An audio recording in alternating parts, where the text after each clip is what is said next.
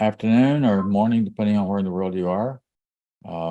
We have a really, really exciting next hour and a half that we're going to spend together. As you all know, you're here because this guy who's on the screen right now, Aaron Abke, is with me today. I've been very, very excited about his work ever since he started doing it, but more so as time goes by, based on the Course in Miracles in part, but also extending out to the raw material and quite a number of other areas that he's looking at as well, which makes it really, really interesting.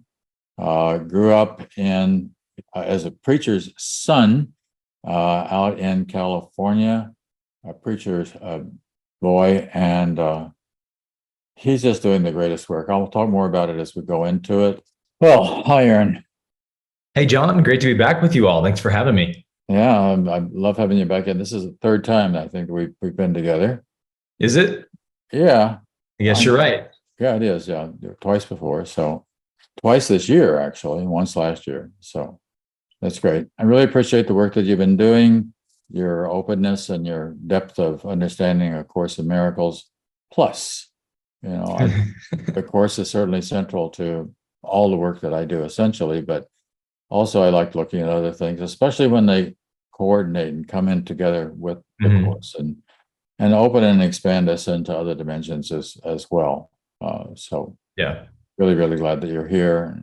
Appreciate the last piece that you did on spirit. Fantastic. If you all get a chance, check out Aaron's most recent production. It's a very highly quality done. So the topic that I chose for us for today was healthful and hurtful habits.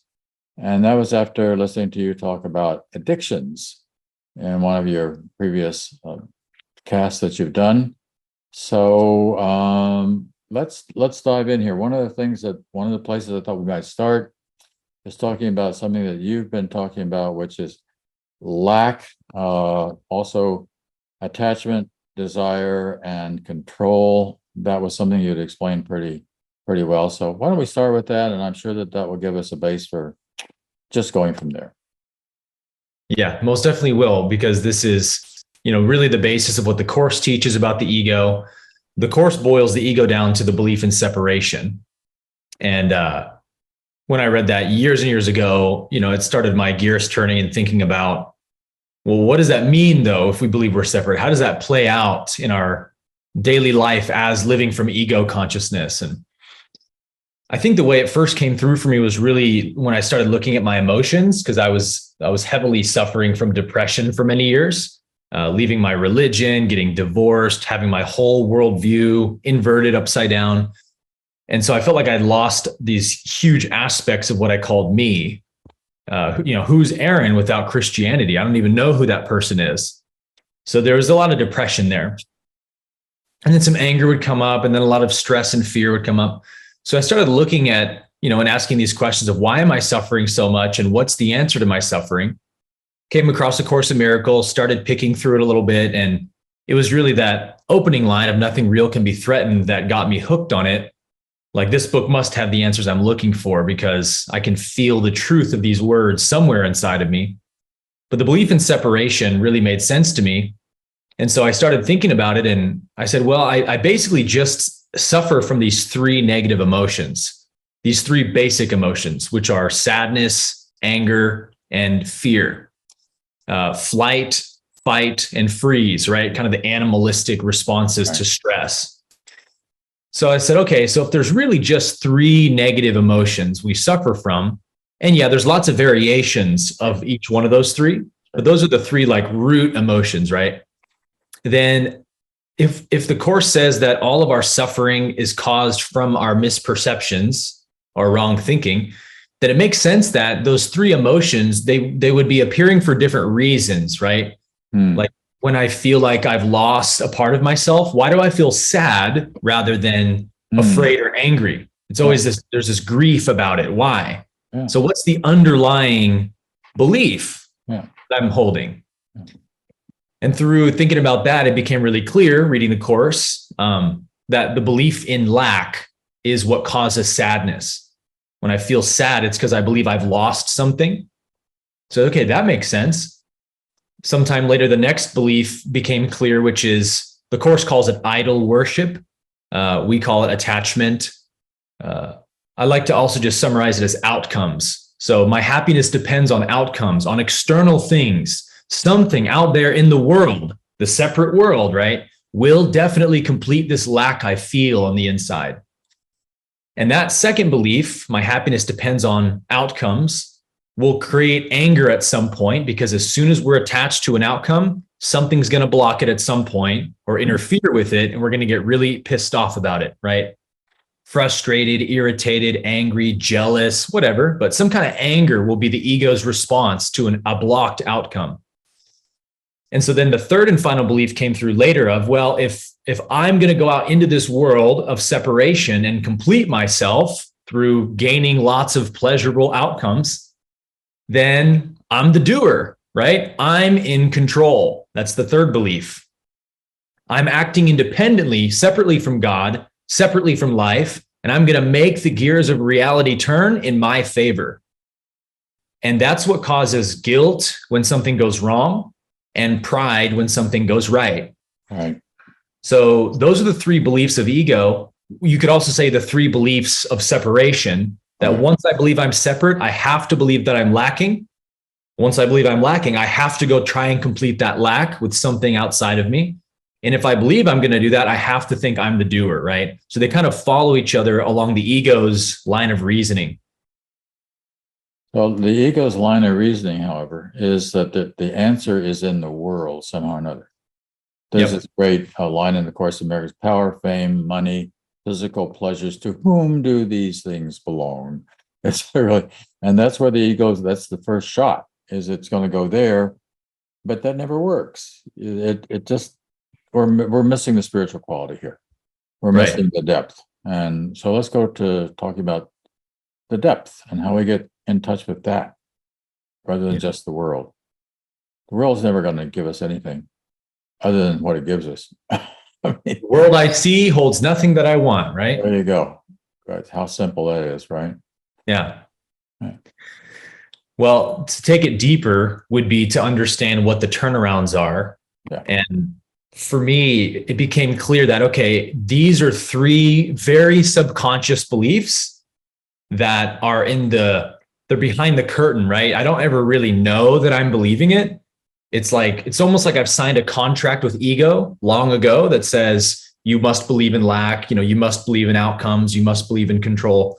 And so now it's just a contract obligation I'm involved in. And I have to become really aware of when those beliefs are operating so I can stop them and correct them with truth, rather than just letting them have a free pass in my mind all the time. And so the answer was, how do I do that? Obviously, through my emotions, right? If my emotions are always telling me which one of those three beliefs is happening in the subconscious, I can just pay attention to how I feel. And then when I feel sadness, I don't have to think about why I'm sad. I know exactly why I'm sad. Because for some reason, I believe there's lack. I believe there's a lack of God, right, is what I'm saying. There's an absence of God in this moment. That's why I'm sad. I don't need anything else than that, right? I don't need the story. I don't need the memories. I don't need any other reason than the belief in lack itself.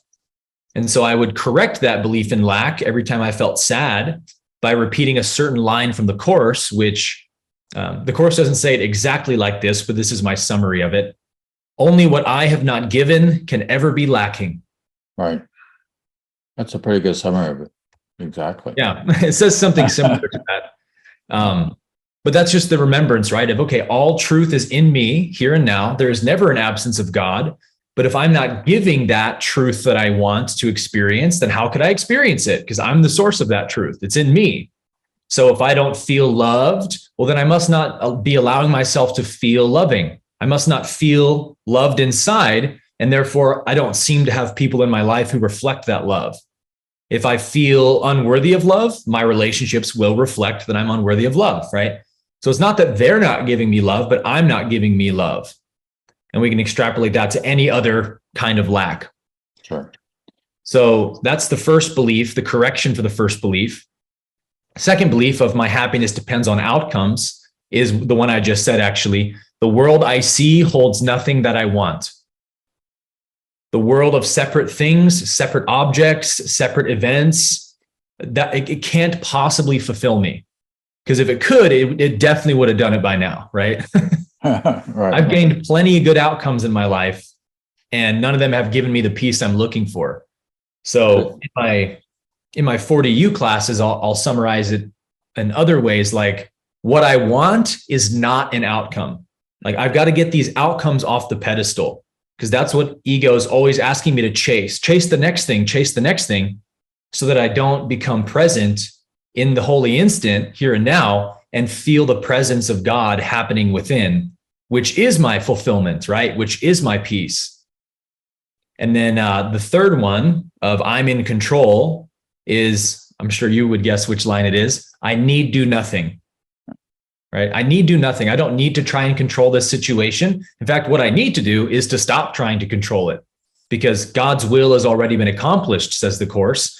So if I'm trying to change life, if I'm trying to change my physical circumstances through force to become a better physical circumstance, well, I'm just introducing a separate will. Instead, I need to say, well, what's arising in this moment is perfect in its own way. So let me ask Holy Spirit to show me what life is teaching me right now, what life is really asking of me right now. Let me flow with life, knowing that this is God's will unfolding.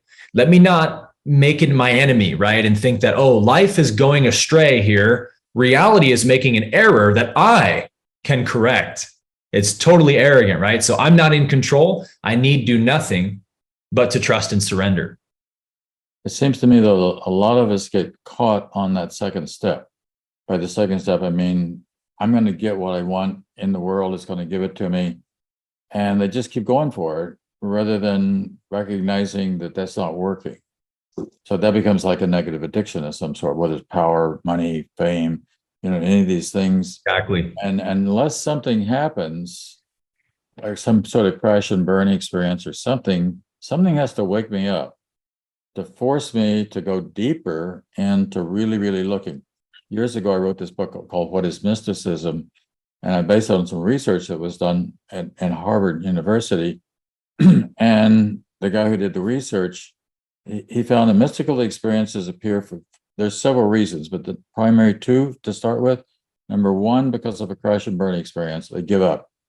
Dumb. Yeah. Or two, which is just exactly the opposite of that, is meditation, getting quiet, going in, becoming aware that way. So those are two very different pathways.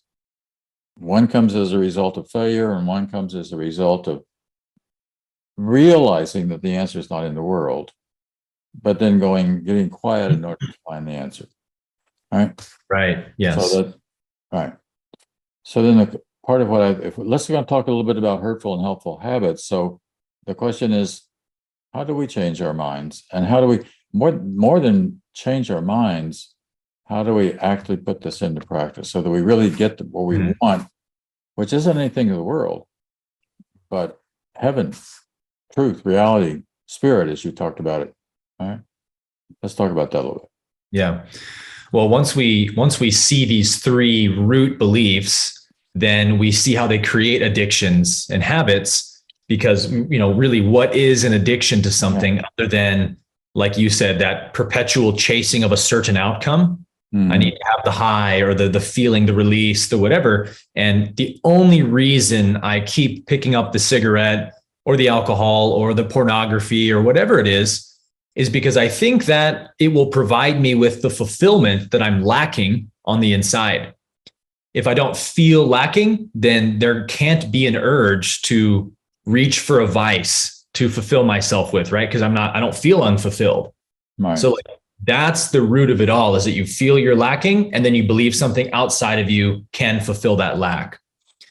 So, the way that I will teach this, and this comes up all the time in my Ph.D. University Q&A sessions, where somebody will talk about a certain addiction or a habit that they're having. And, they may not even be obvious ones, right? Like a cigarette or a drug addiction, but it could be like an addiction to reacting the same way to a certain person in your life. And you're just always in this pattern, and you can't just be authentic because something in you has so much resistance to this person.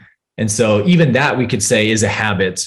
in the way that the ego is predictable, right? It's a program. So it's like repeatable and predictable. It's going to behave the same way every time because it's built on a certain thought system or law system that makes it respond that way. So we have to expand our awareness is the only real answer. And we do that through asking those powerful questions of what is it I believe I'm lacking? Can this outcome really fulfill me?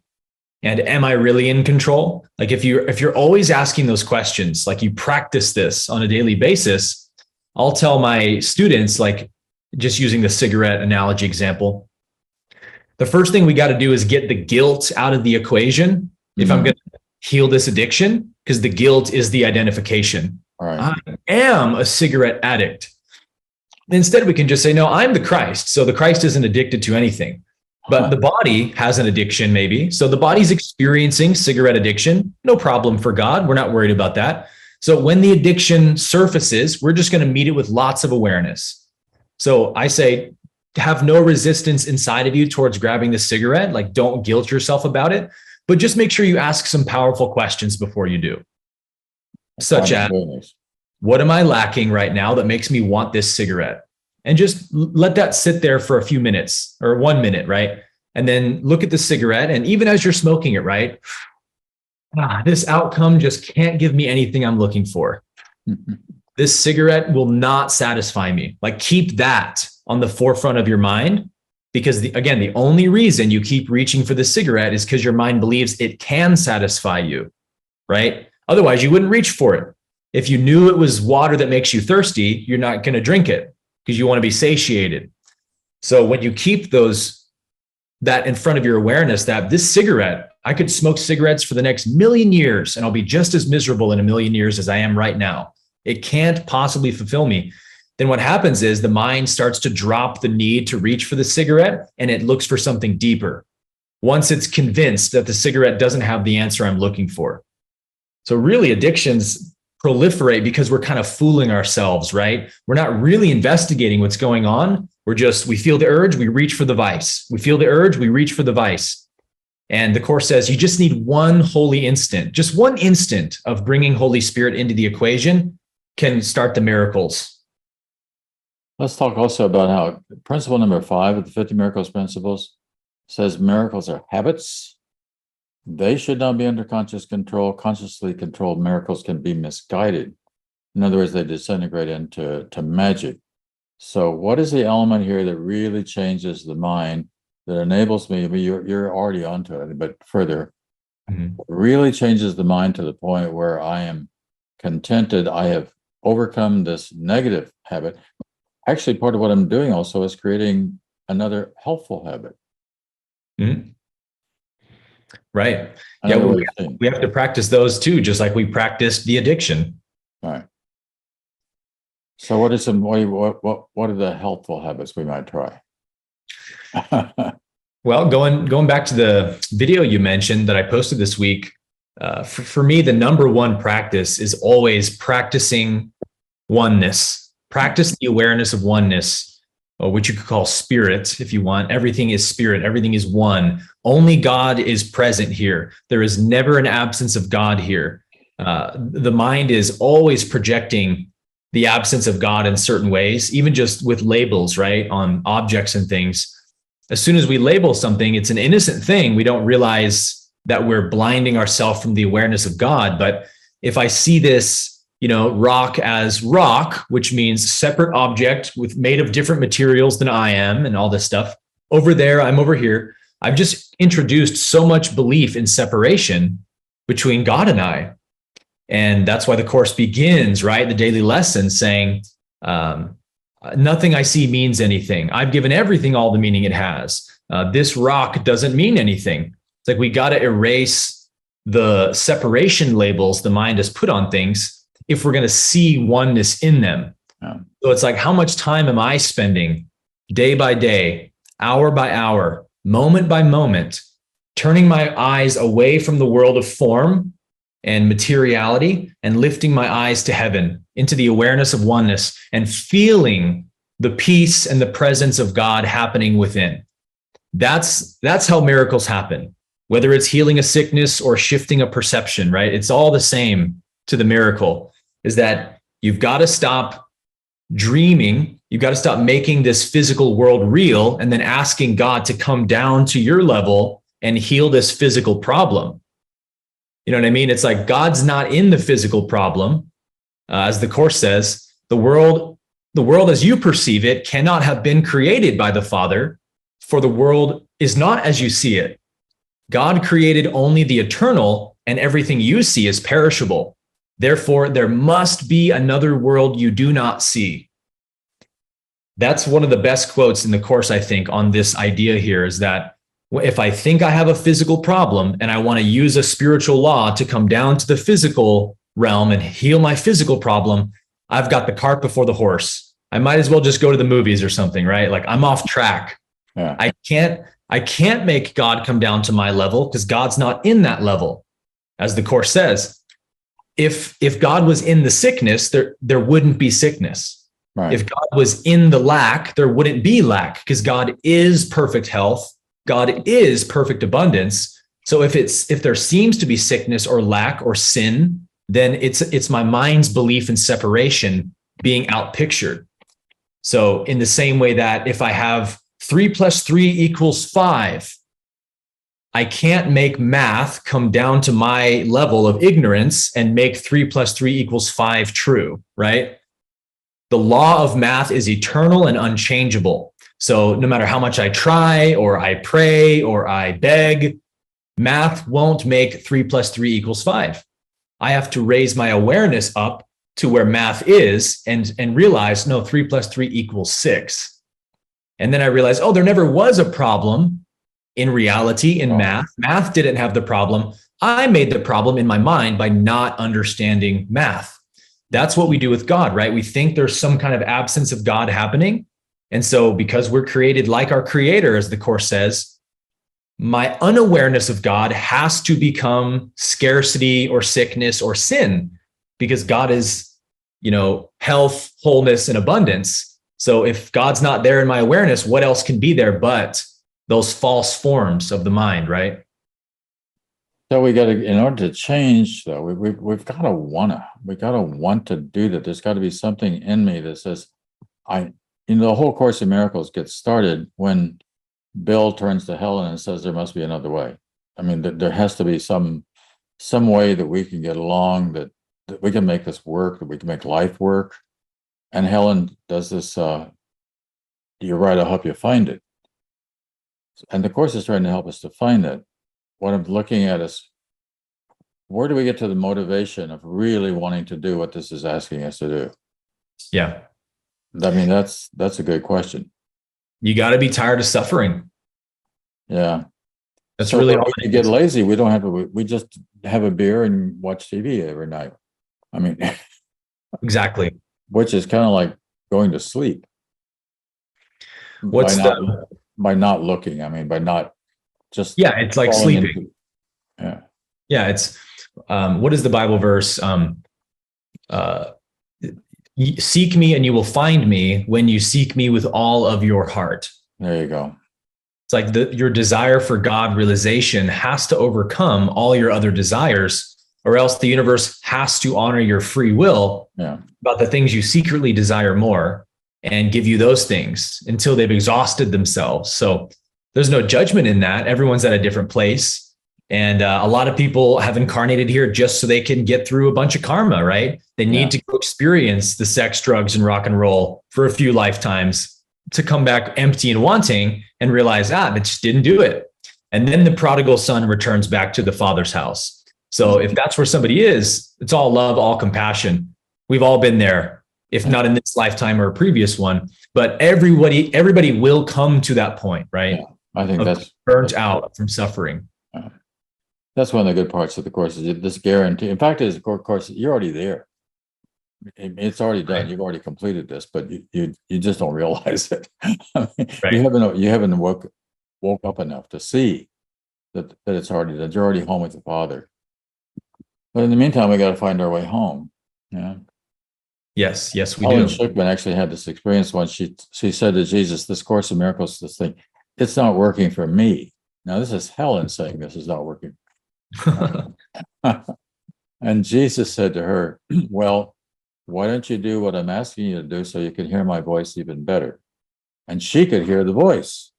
So I keep getting back down to the motivation point again. And there's got to be something in there that says I'm done with this insanity. Yeah. Whether it's just because I'm sick of it, or it's also, I just realized you don't have to crash and burn. You can just wake up. Just say, there's got to be another way, not because of things are going bad, but just because I need to see a higher way. Right. So, but Right. either way, then we have to put it into practice. That's why we got the 365 lessons. Yeah. Yeah. Repetition. Yeah. We were talking about this before the show started of the cruise ship analogy. The mind is like a cruise ship. It's heavy, it's dense, it's very slow.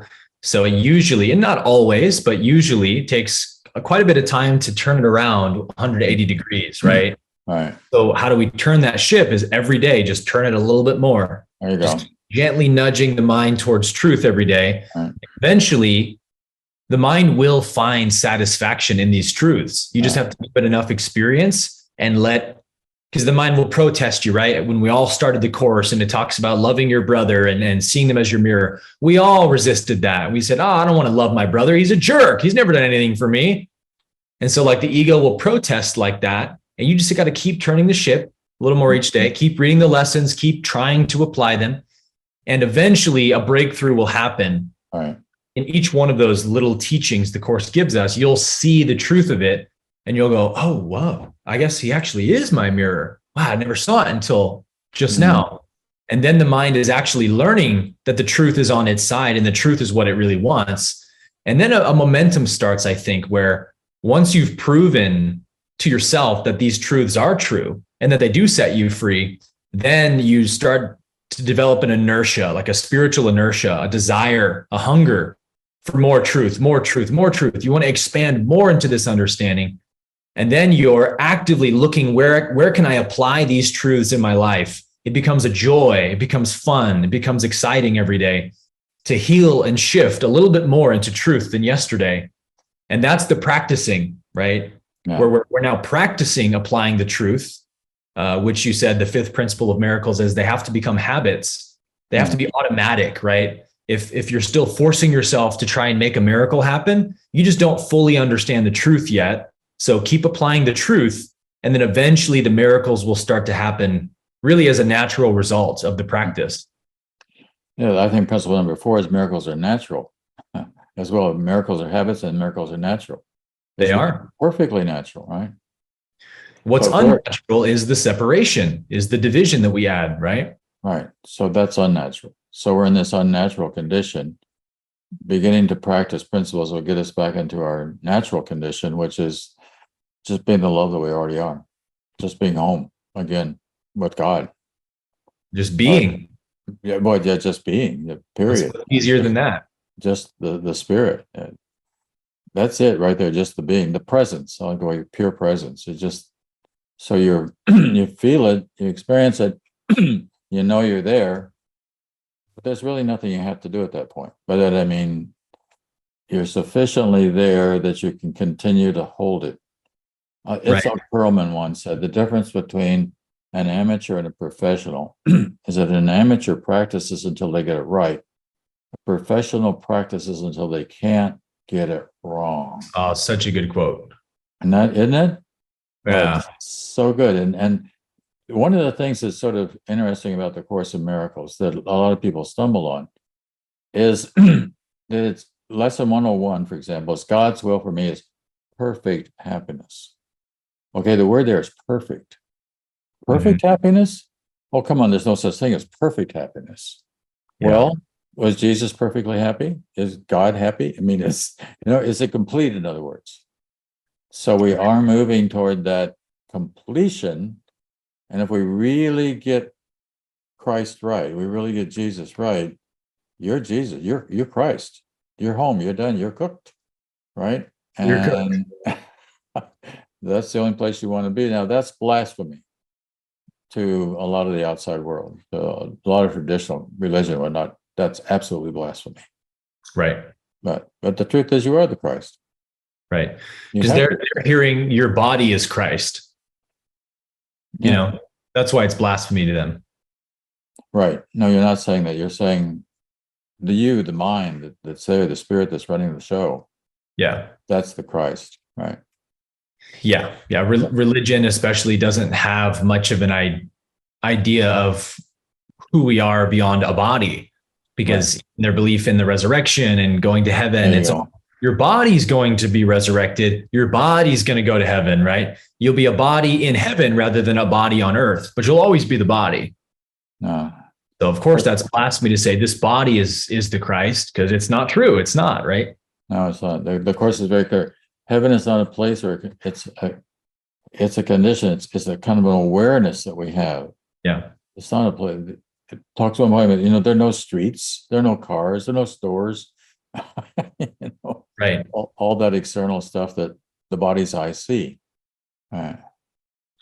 Yeah. How much better is it that rather than heaven being a geographical location somewhere with a longitude and a latitude, and if we find that location where it is, we can go there, whether it's after death or whatever. How much better is heaven if it's a state of consciousness, a state of being that opens up within you, so that anywhere you go is experienced as heavenly? Right. To me, just a way better version of heaven. Yeah, that's heaven is here, heaven is now. There's no other place. There's no other time. Right. There's no place to go. Right. But just wake up to that realization that it's already happened. Right. That's the big question. That's the big issue. It is. You're already in heaven, but are you aware of it? Exactly. And for most of us, it's a little bit, maybe, but not a whole lot, because I still feel like I have problems in my life. And those problems, again, are just reflections of where your mind believes that there is an absence of God. Yeah. So the mind can't create truth or make reality. It just reflects what we're giving attention to. So I have to lift my attention, my awareness to the truth of who God is, and then the mind can reflect it into my reality. So am I more aware and conscious of God's perfect wholeness than I am of my current illness in the body? Well, if not, the illness will definitely stay there, right? Right. That's why, like you said, the kingdom of heaven is the awareness of perfect oneness. So we can't expect God to come down to where we are. We have to go to where God is. And if we could have one practice, I wish everybody would practice meditating every day on God's presence. Sit in meditation and just meditate on the goodness of God, the perfection, the beauty, the infinity of God, whatever qualities it is that inspire you to love. Meditate on those qualities until you feel the peace of God happening within, till you feel that presence. And I think to truly be in Christ consciousness, as Jesus was, is where we live from that state to such an extent that we're always feeling the presence of God, so that sin, sickness, lack, and so forth literally appear as illusions to us, because we're feeling the truth of who God is. And we see, oh, it's just a wrong belief in your minds that's making that appear, right? Then we can declare the kingdom as it is, the finished kingdom, the health, the wholeness, the abundance, as it is on earth, as it is in heaven, right? We can declare it because we're in heaven now. We're actually living from that state of consciousness. We're not just connecting to an idea from a Bible verse we read or something. No, we actually know who God is in us and are feeling God happening within. To me, that's really where Christ consciousness is. I think one of the problems that we all face, especially even Course in Miracles students have been working with this for a long time, is that we try to keep our feet into two worlds. On the one hand, we're aware of what we're talking about here, and we're headed there. But the Course in Jesus in both the Gospels and the Course in Miracles talks about you can't serve two masters. You can't be devoted to one and despise the other. It just doesn't work. But that really is requiring total dedication and total commitment. From that standpoint, A Course in Miracles is a total commitment. Yep. There's no way around it. You got to go all the way with this. And you do. That scares the ego. Yeah. Because if that's really, really true, and you really, really do that, guess who's going to disappear? The separate self. Yeah. And that wants to hang on as much as possible. Well, that's ego's belief in sacrifice, right? Right, Where it sacrifice. talks about Exactly. salvation asks me to give up something good, something real, or something of value to be free, to be enlightened, to be saved, to be healed, whatever. And the Course says that can't possibly be true, No. because if salvation actually asked you to give up something real, something true, or something good, then it wouldn't be salvation. Right. How can salvation be a giving up of good or a giving up of truth or reality? It can't be. So it's only, again, in the wrong perception of ego and the wrong belief of ego that, oh, this attachment I'm holding, it's a good thing and it's a true thing and it's a real thing. But salvation is asking me to give it up. I don't want to do that. Yeah. So that's where the Course saves us, right? From that unspoken subconscious belief and says, no, you've got it all twisted. Salvation does not ask anything real of you at all. It may feel like it does, but I promise you, on the other side, you'll look back at the things you gave up to be free and you'll go, phew, man, am I glad I gave up that illusion. Yeah, That's really. for real, you know. What's You don't miss holding on to much. that for, right? Exactly. Yeah, that didn't serve me. Yeah. Yeah, that's the insanity of the ego. It's all about really overcoming our insanity and waking up. I liked when on one of your previous shows you were talking about being caught in mirage. That the image was the thing that it looks real, Right. but it's shallow. It's actually empty, and there's nothing there. That doesn't need to be the way I need to go. Yeah, it's our senses deceive us into making a physical universe, right? That's separate from God's universe, the spiritual universe. Like we make two universes or two minds or two Right. wills, and we don't realize we're doing it because it's so incredibly subtle. It is. The Course gives us all the keys to seeing those subtleties in our perception and beginning to correct them. And to me, again, it really is as simple as paying attention to my state of being.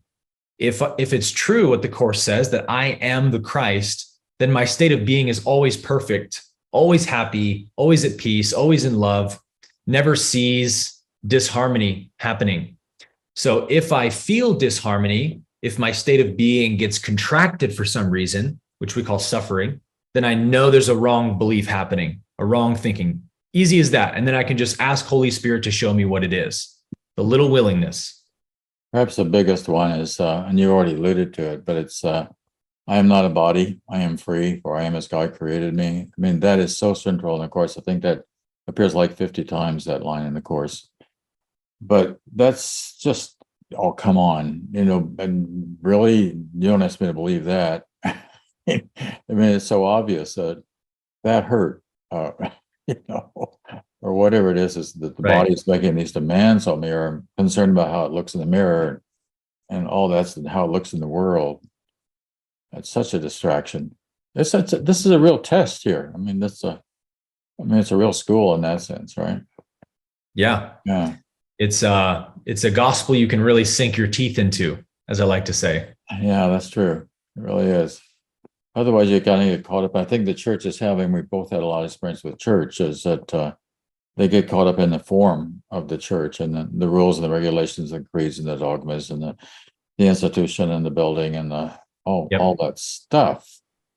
It's just like, I knew a fellow once who had the big brass cross, and he had clergy and brass across the front of his car, and it just everything. Always wore a clerical collar.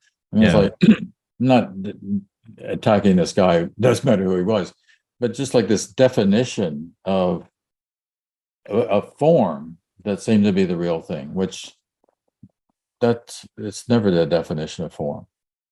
It's never on the outside. Can't be. Right? It's all just labels. All just labels. Yeah. Including the labels. Including the labels. Labels are also labels, by the way. Labels are also reverends, doctors, your eminence, your holiness, your right. Yeah, we're all just people here. That's what it comes right down to. That's all. Just learning how to be brothers and sisters to each other. learning, you alluded earlier to the one most basic principle in the course, the law of cause and effect. What goes around comes around. We're really learning how to apply that in a way that I give, not because I know I'm asking to receive, but it's just because it's the natural thing to do. Right. And the natural thing is that I then receive coming back to me. I didn't do this for selfish reason. I did it because of love compels me to do this. Yeah. Yeah. When you see that cause and effect in your awareness, it's so freeing, right? Because you realize you're never at the mercy of your life experiences, because the Course says you, being the Christ, are the cause of Right. whatever happens. So that means we can never be actually subject to an effect. Right. So an effect is like how I feel, how I'm reacting to a circumstance. If I feel like something has happened to me, reality has acted upon me, and now it's pain or suffering is the result. I'm in the realm of effect, where the Course says you won't find any answers there. Just lots of problems, right? Yeah. So when I see that, oh, I'm actually the cause, because what I feel is an effect of something earlier. What's the earlier? It's the beliefs I'm holding. And the belief caused the effect, the feeling, the suffering. So then I feel a bit empowered, right? Of, oh, great. So it's actually not that I just was forced by the universe into suffering against my will, but I was just confused and mistaken about what I was thinking. And I was thinking out of alignment with the way that reality actually is. And so anytime I think out of alignment with the way reality actually is, I have to suffer because it's not true. It's an illusion. So reality will correct that illusion by saying, hey, wake up. You're still thinking wrongly about me. And so then we feel more in the driver's seat, right? Of, oh, I'm actually always at the level of cause. I just have to be aware of how I'm causing this pain and these things I'm suffering from. And then the Course says, now that you understand this, we can give you lots of easy pictures of the way that you cause things, right? Yeah. And understand that that is happening really all the time. By that, I mean, the Course says that you can't help but be in the right place at the right time. You can't help but be in the right school. I did not ask for this divorce. I didn't ask for this classroom. And well, Oh, yes, you you're did. sitting in it, aren't you? Yes. Yeah. So that's where one of the major importances of the Course comes in when I talk about I'm responsible for what I see. I choose the feelings I decide upon the goal I would achieve. And then that great last line, and everything that happens to me, I ask for. Oh, I love that line. Yeah, it isn't great. I mean, I asked for this. That's what I'm saying. I asked for this. Well, if I can really say that yeah, okay, all right. Now what do I do? I act responsibly. It also says, doesn't it, in another line, it's impossible to see something other than what you wish to see. You're always seeing what you wish to see. So there's a powerful question. I'm suffering. I'm sad. Something wrong is happening. Wait, why do I want to see that there's a problem? Why do I want to see sadness happening here? Right. Powerful question. Or why would I want to be engaged in projection? And why would I want to be condemning the world, pointing out the problem that's in the world, especially the problem that's in somebody else? They're the ones that screwed everything up. It's like what's been happening in politics lately, which we won't go talk about, but it's just there in the world for us to see it. Why should I condemn the world if I could just as easily set it free? Exactly. You're choosing what you want. And then I get to be free. And then I get to be free. Yeah, sure. Well, we've been having fun here for about 45, 50 minutes. So we no longer take breaks as we used to do with Sunday with Mondays. We go straight on through. And Bud, you want to talk a little bit first about what's been going on in the chat, and then we'll go to Scott, who's got our first dialogue with you, Aaron. Actually, we only have one subtle question. Oh, okay, very good. And then we can go to the hands raised. And All right. that was the statement that was just made about impossible to see. What was the rest of that? That was the question. I want to look up the actual line. I just read it in my LTC group like yesterday, but it says something like, it's impossible to see what you do not wish to see. Something similar to that. I'm going to look it up. Well, that's projection make perception again. Right. Yeah. You will see it or not as you wish is one line. Right.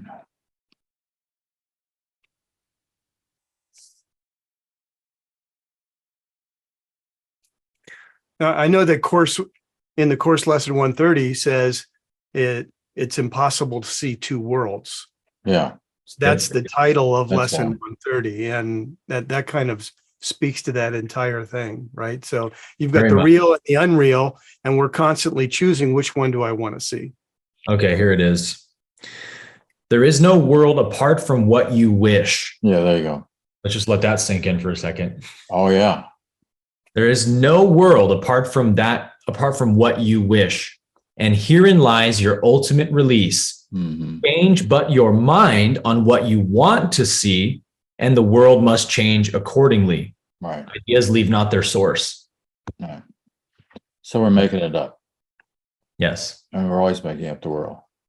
And I think, again, John, that goes back to how are we making it up? Well, bottom line, we're seeing a physical material universe of separate objects and separate things when all is spirit. All is God. There can't be anything else happening because God's the one and only substance that is available. So it's always God. But in this dream we're having, it's as if we can create the opposite of God, right? We can't actually in reality, but we can in our minds in the dream world. And then we experience the opposite of God, which is the sin, sickness, and scarcity. And we can change them just by changing the way we see it. Yep. Yep. I have a little illustration of that. I have a 2.5-year-old grandson. We got 3 of them, but one of them's 2.5. And he was up here in my office recently, and he was being a brat. Tearing up everything, getting into everything. I was having a trouble trying to get him to calm down. He'd be very, very stubborn. And I just said, come here, stop it.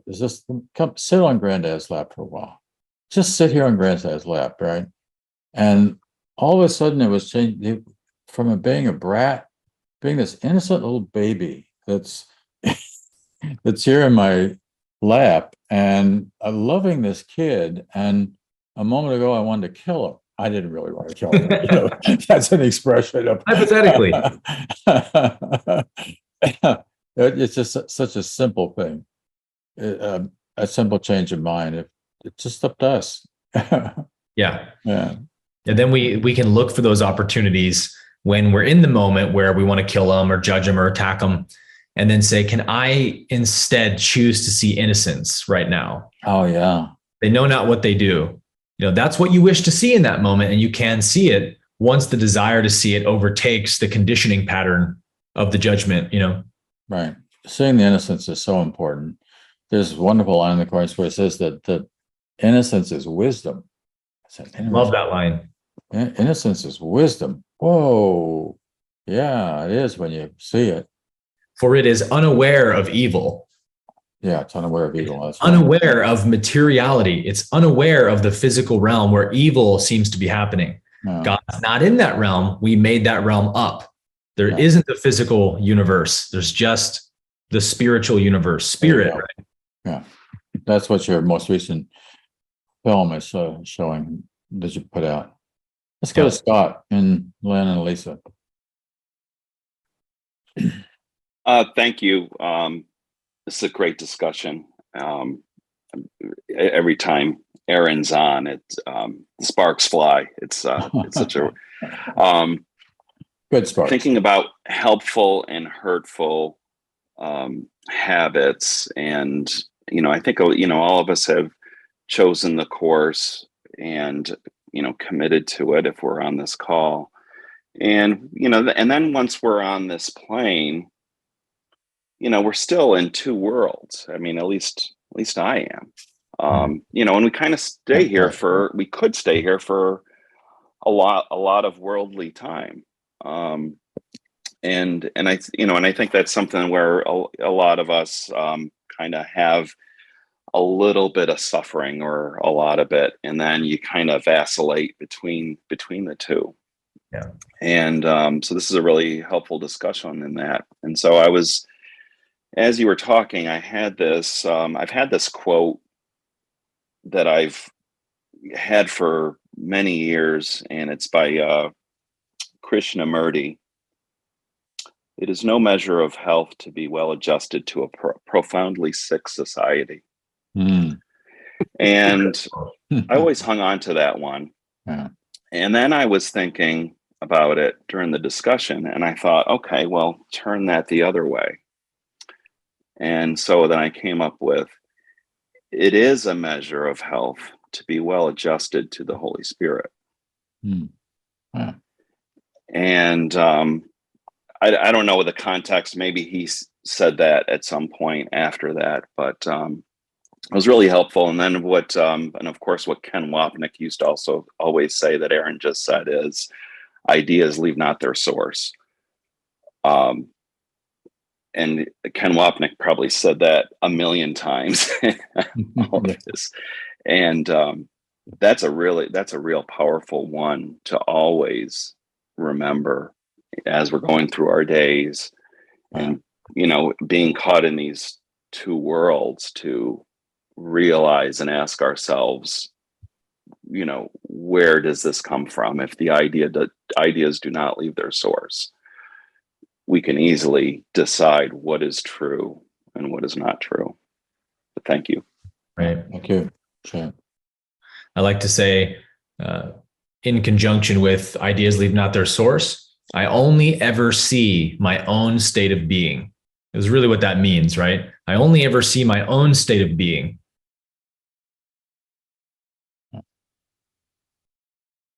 Lynn?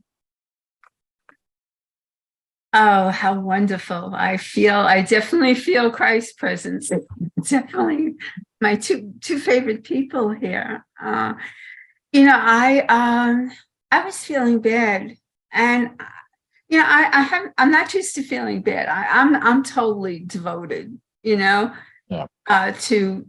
the whole self. And but I'm feeling bad. I'm wondering, why am I feeling so, what's going on in my ego? The ego is attacking me. What's going on? I realize I hear a lot of teachers, and there's a lot of judgment going on. Like, stay with me, I'll pass on the divinity to you, like stuff like that. Or in my poetry, a woman under her breath saying the ego is always the last to go, So I've been judging.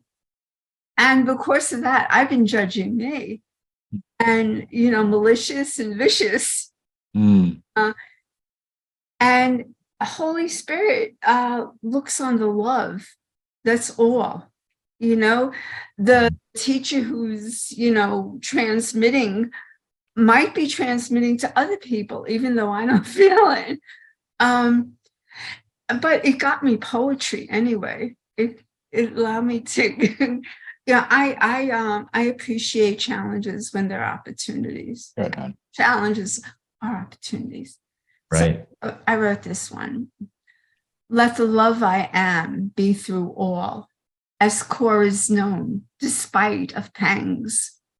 Let essence be, as dark echoes come, pain of fear in search of power. Let trust and grace hold all in all, as truth is always in devotion. Very good, Lynn. Love it. Let it be. I love you Let it guys. be. Yeah, all Yes, things thank are lessons God would have me learn. Thank you. Thank Thank you. you, man. Thank you. Lisa. Good morning. It's good Morning. to see you again. Likewise. Yeah, it's I interestingly enough, when you were talking about changing habits, which is something I'm working on, I've come to the point of observing the habit and knowing that it's not going to get me anywhere.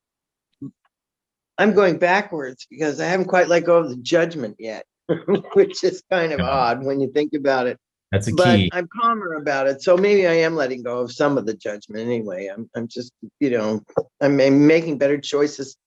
The thing about releasing the guilt is huge. It makes it so much easier. Now, I in my life have experienced anger as a cover up for some other emotions, fear, shame, and powerlessness.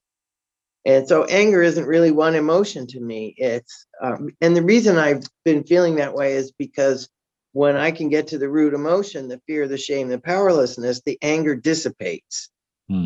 So basically what I have to do is come up with a correction for the sponsoring emotions. Is that correct? Could you give me an example of how powerlessness will cause anger, or any of the examples you just listed? What happens to me? Well, powerlessness is sort of a weakness. It's an emotion of weakness. It's I've got nowhere to go thing. If I'm angry, for some reason, I feel more powerful than if I am feeling shame or powerlessness. A lot of the shame I feel was sort of foisted upon me, so that then I can blame that on somebody else. And if I'm angry about it and I don't get to that point, then I'm still blaming it on somebody else. I haven't taken it within me and learned to correct it. Do you see what I'm saying? Does that make sense? Right. Yeah. But the powerlessness is also an effect of something earlier, which has to be that you ultimately want something and aren't getting it. And so you feel powerless, right? Yeah. Yeah. Yeah. There's So always all an of this attachment ties of some into- kind. Yeah. Yeah. Thank you. Okay, Lisa. Thank you very Yeah, much. really good. Thank you. And John Sunday.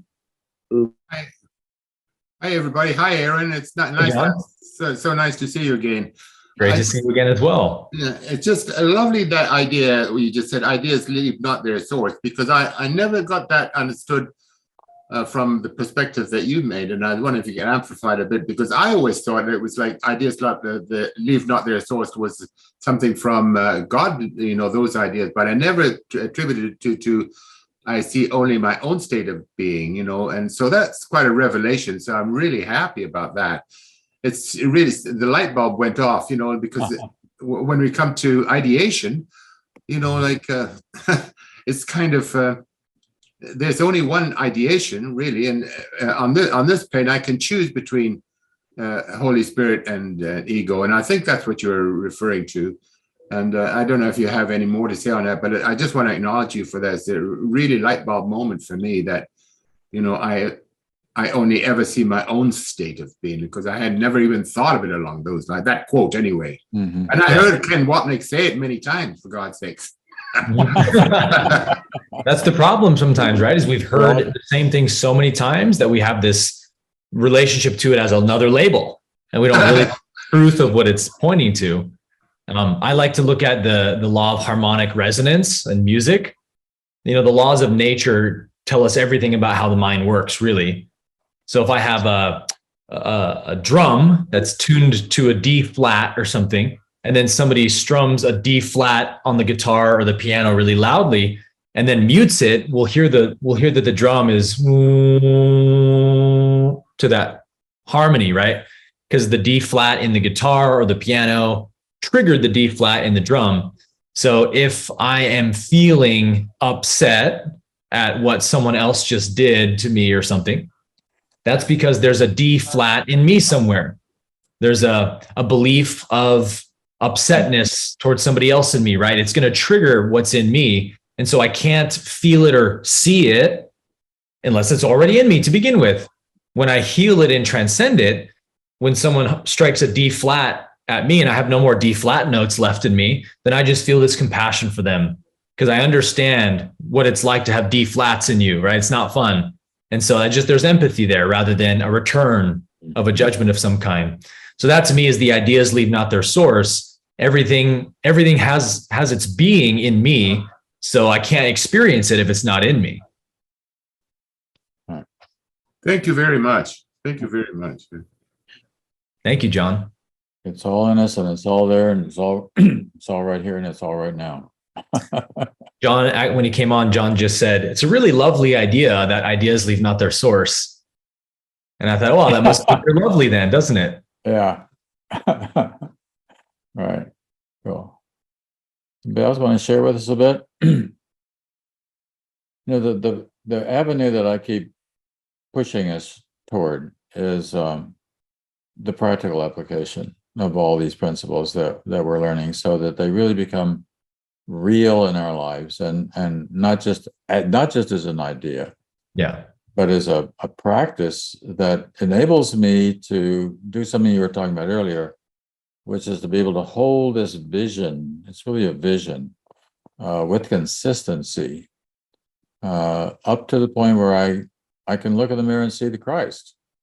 I mean, Yeah. really, rather than to look in the mirror and be disgusted or wonder what the heck I'm looking at. Right. That's another option as well. And the Course really promises that. I mean, it's there for all of us. It's just a matter of literally a matter of seeing. It's a matter of having this vision. Yeah. And the vision is an awareness, right? Not Awareness. a conceptual understanding. The conceptual understanding is the prerequisite for the awareness, probably. It's good. It's not Yeah, it wrong. doesn't hurt. It's helpful. Yeah, it definitely helps. But Yeah, it's not the truth itself, right? Because it's still a product of the mind. And so the truth is earlier than that conceptual idea of it, which means until I experience the truth in my awareness, I don't really know the truth, right? There you go. And I can say, oh, my brother is my mirror. But then as soon as somebody calls me a jerk, I get upset and I, have to subdue myself. Well, then I don't really know that truth yet. Otherwise, I would just experience love in that moment. So that's the great thing that I think the Course gives us is, hey, your state of being is your barometer for how much you know the truth, because if it's not in you, it can't trigger you. So your state of being will always tell you how evolved you actually are into these understandings. I like that word triggered. That really says where the ego's at. And so often it can have triggers, and you catch yourself having a trigger, you want to stop and look, whoa, where did that? Right. The Sunday Money piece that I wrote for this morning was about word fasting and how we can get caught into words. And I got a couple of people that wrote back and said, oh my God, I didn't even realize I do that. I talk about things being despicable and disgusting and all these kind of projections that I'm throwing out onto the world without even having the awareness that it was there. And so it's helpful to stop.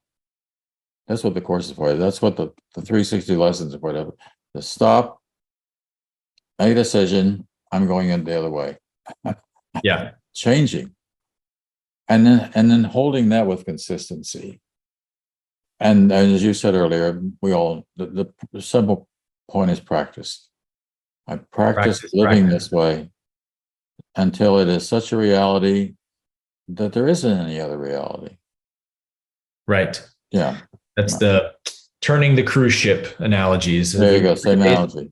Practice oneness. And then eventually, like you said, whoever's quote, that amazing quote was you read of a professional practices until they can't get it wrong anymore. Right.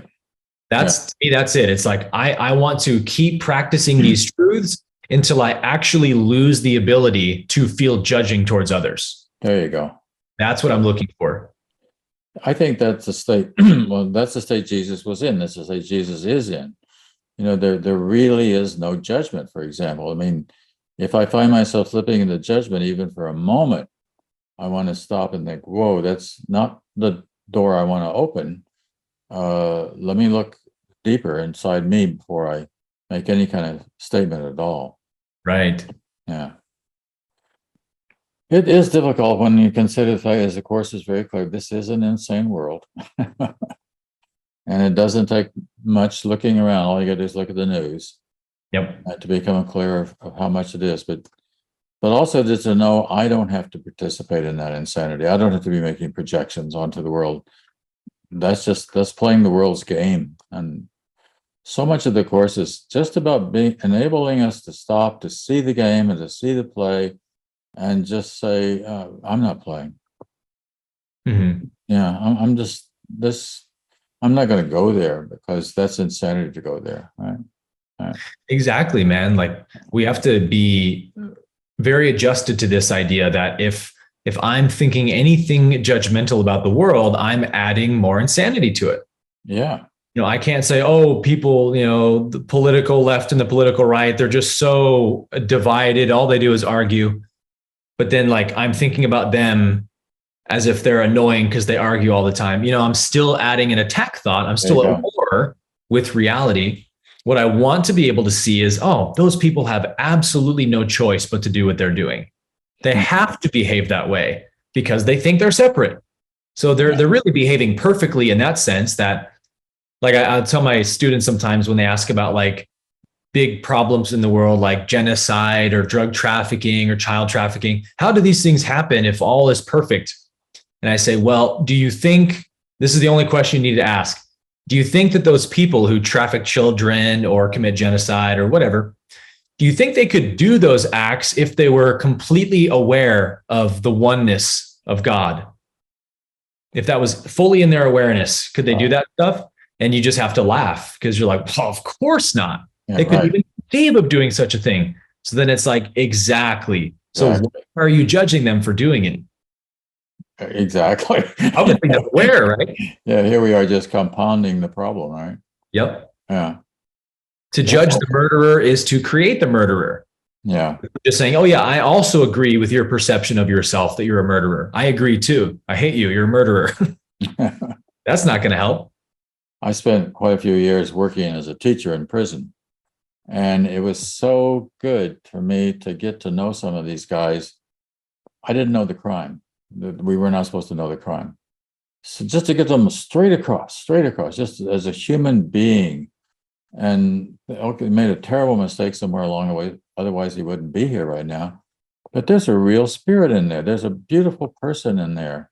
It's just a matter of being able to, a little bit, to see it. And it's there for everybody, Absolutely. My 2.5-year-old, for example. Right. Yeah. There's the Course says about Christ's vision. It says Christ's vision has one law. It does not look upon a body and mistake it for the Son God created. It looks on everything, every happening, every event without the slightest fading of the light that it sees. So that's our barometer, is no fading of the light. I never see or experience something other than God. I may see that God in this body is dreaming and God hasn't woken up to itself. That I can discern that, obviously, but that doesn't mean I'm not seeing God. I still see the God in that person. That's what that recent video of yours says that I like so much about spirit. I mean, it really is getting to the spiritual perspective and being able to see how it works throughout the entire spectrum of consciousness from that point of view, rather than trying to come up into down here in the battlefield. The fact that there's a line in the Course in Miracles says it's impossible to be on a battlefield and not believe that the battle is real. Oh, 100%. Yeah. When you're in the middle of it, you believe it's real. Yep. Let's go to Keith. Keith?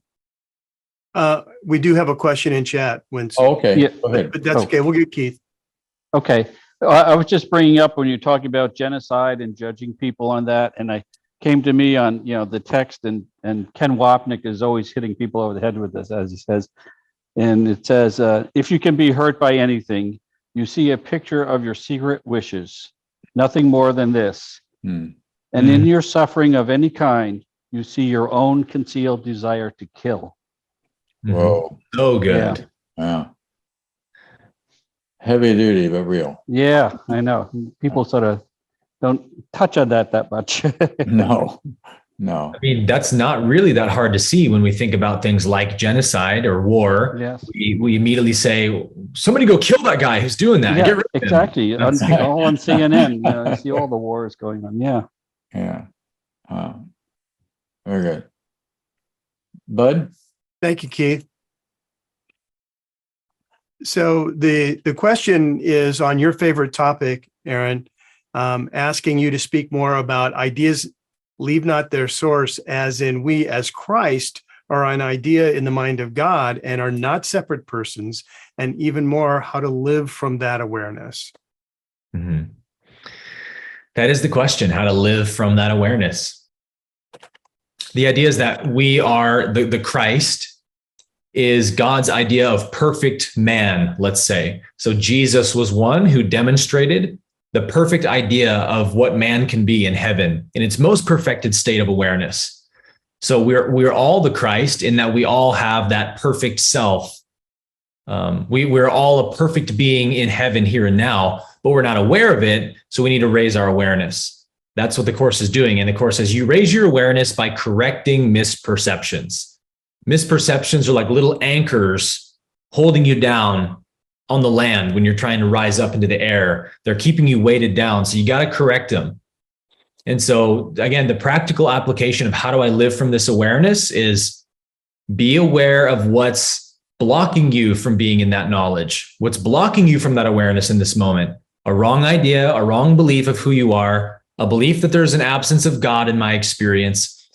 Our life is showing us that, right? In every moment. Somebody said, all things are lessons God would have me learn. One of my favorite ACIM lessons, because it's saying literally everything in my life is a lesson God would have me learn, because even my idea of this cup can show me that I'm now seeing that there's not God in this cup. There's just cup in this cup. You know, it's an object, it's dense, it's made of matter, and matter is separate from spirit. Like in a very subtle way, even cup is a lesson God can have me learn if I'm willing to look deep enough. So it goes back to what John says then about we have to desire this truth more than anything else. Mm-hmm. Once the desire is there, our awareness expands and starts to catch everything in the way of that desire to know truth. One of the ways I think you can get it with the body is, especially if as you're getting older and you're literally physically dying, you're tired of it. I mean, Right. You're ready to go. I mean, it's like, get me out of here. This prison has kept me in prison for too long.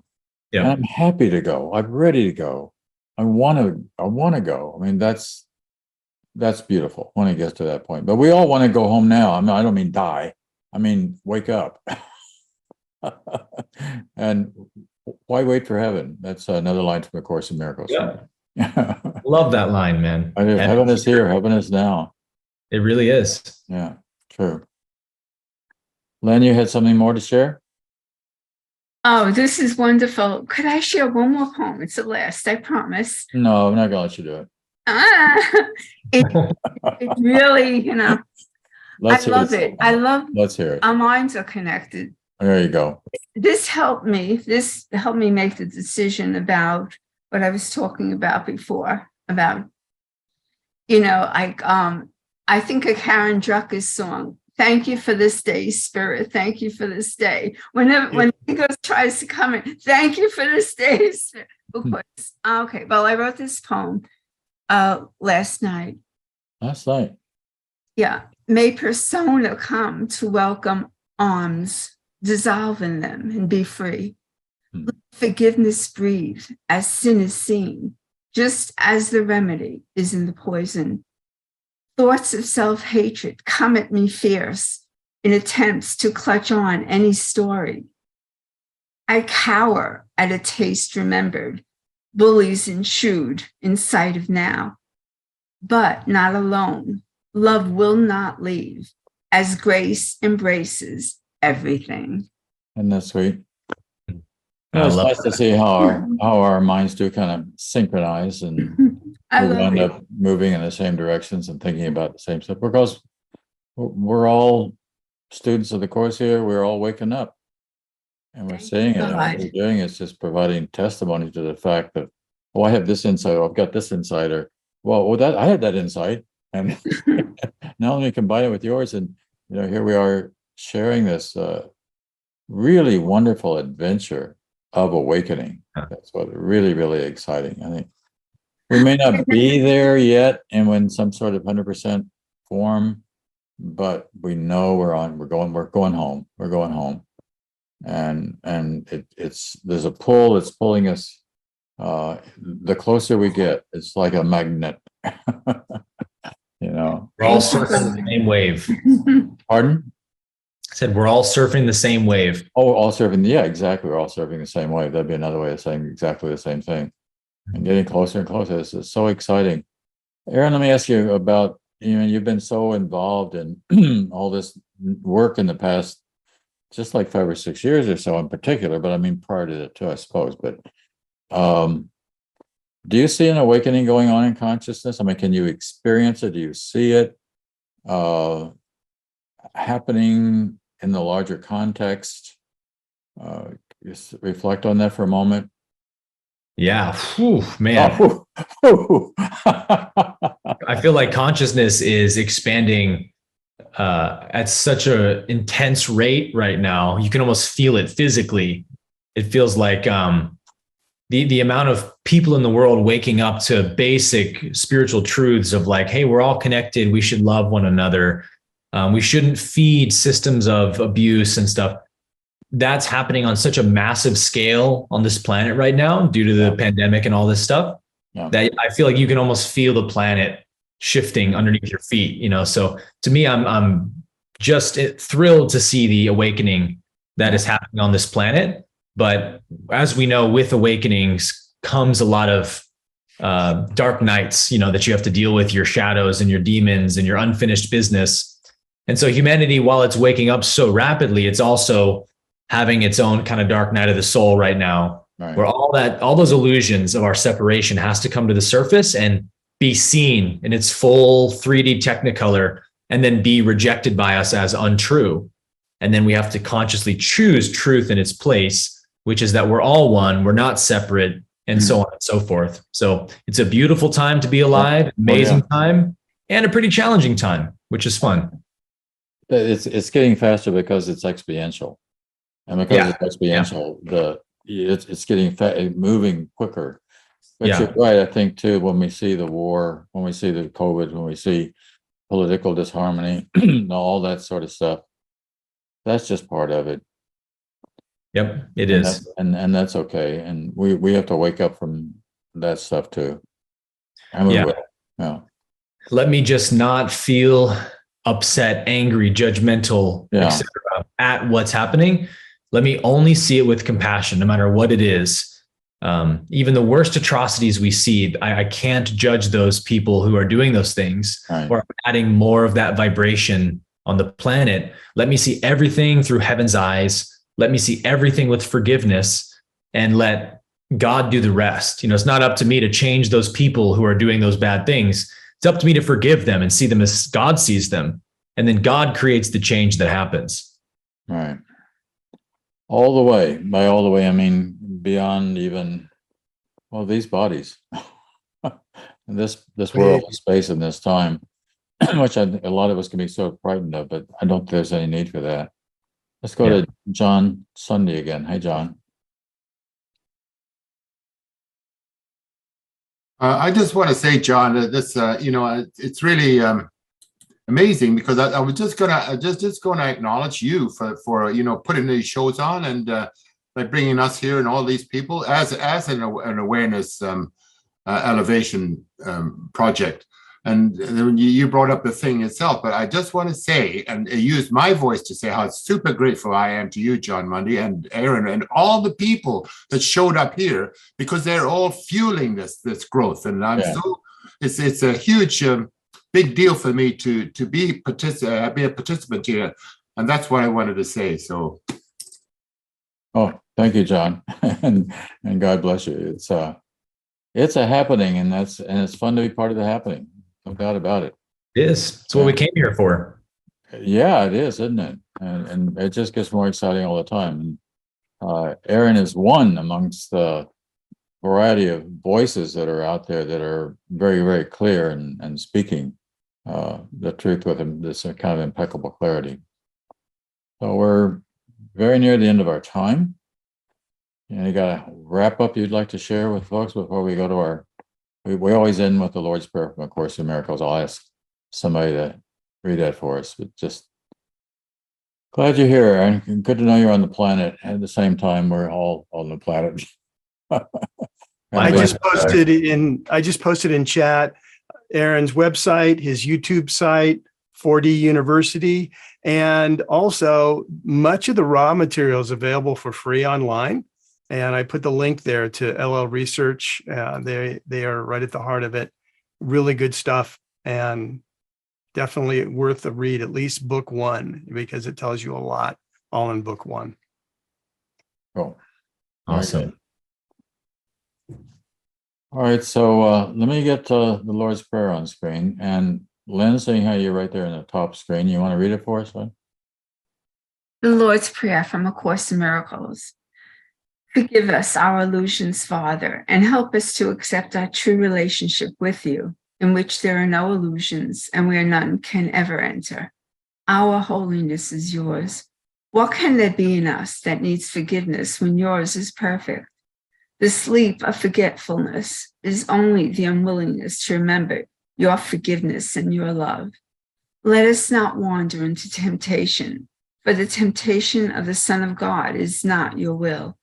And let us receive only what you have given, and accept but this into the minds which you created and which you love. Amen. Hmm. Okay. Well, Never gets old. again, thank you, Aaron, for being here. And we're going to have you back again, of course. I think it might be interesting. Better. You and Beth on at the same time. That would be kind of an adventure. I'm up We could for it, have man. It'd be We fun. We could have a panel. Yeah. That would be really fun. Definitely. Yeah. Okay. Well, 2023. Yeah. All right. So, Well, thanks for having me again, John. I love being here with you and your amazing community. You guys ask great questions and are so engaged. So really fun to hang out with you guys. yeah. Love your YouTubes, Aaron. Oh my God. Thank you. Yeah. For I think it's interesting that, of course, as the churches are dying, it's still happening, but it's happening on YouTube more than any place else. I mean, that's where the word is getting out. Oh, I know, right? It's amazing how God shifts things like that. You know, you think something's dying, but it's just so something new can be born in its place. It had to be that way. That's what's so exciting about it. But who would have guessed? I mean, who would have thought that it would come I this know. way and with COVID to add to it? Aaron, can you say a couple of words on 4D University? Yeah. So 4D is a concept from the law of one, stands for fourth density. So it's probably not something you guys are all familiar with, but it's basically fourth density consciousness is the fourth chakra, the heart chakra of love and unity and oneness. So it's very much, I like to say, A Course in Miracles is like the roadmap to the fourth density consciousness. So it's a 7-month curriculum of 3 master classes where I take you through like really basic mind training stuff in the first class, like A Course in Miracles teaches, a lot of ACIM in there. The second class is called Meditation Mastery, which is an 8-month course designed to really take you deeper into meditation as a practice, and especially the connecting with source in meditation. And then the third course is a course that is designed to facilitate Kundalini awakening.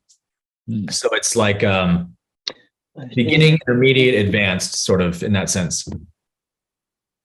All right, folks. Thanks for being here.